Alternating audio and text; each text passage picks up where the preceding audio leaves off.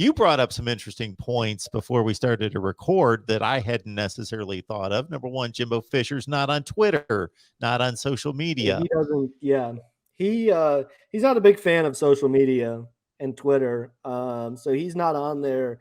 And so, really, the thing to think about with him is when he gives a message.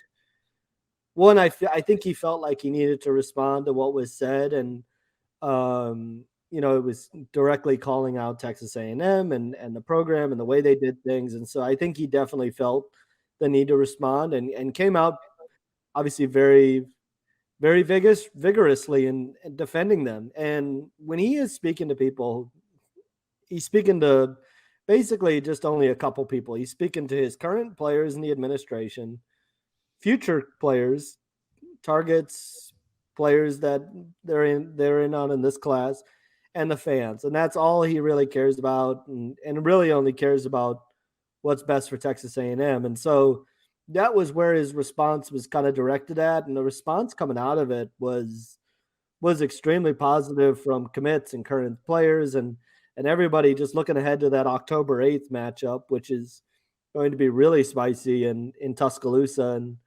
And that those were the people that he was really speaking to, and for the most part the responses were pretty positive, and he's not going to see really the negative feedback on Twitter and all that stuff. He couldn't care less about Twitter and has very much made his feelings felt on that. So that's kind of where he stands with it. And honestly, he got a call. I'm sure he got a number of calls on Wednesday night when the comments kind of came out from Nick Saban.